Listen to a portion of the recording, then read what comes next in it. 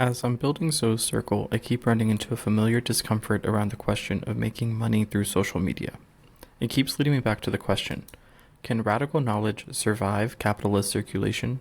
Leila Fernandez, in Transforming Feminist Practice, writes about spiritualizing the process of knowledge production. She writes about treating knowledge as a sacred process of witnessing, rather than as a commodity to be bought and sold in a marketplace. After sitting with this quote, I keep coming back to the word treating. It feels like it's doing a lot of the heavy lifting, because let's not pretend that social media is disconnected from market logic.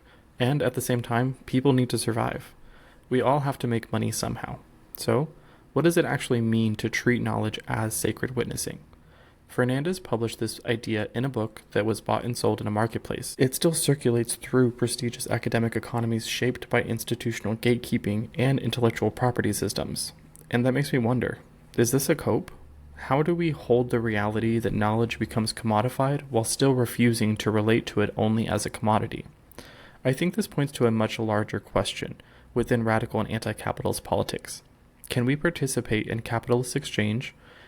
Can we materially survive or even thrive through our intellectual work without reproducing capitalist relations entirely?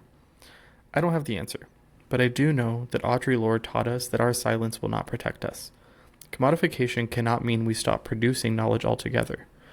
Maybe Fernandez is pointing toward a way of creating knowledge that keeps a radical heart intact, a way of making meaning through love, reverence, lived experience, and collective witnessing, even while operating inside systems shaped by capitalism.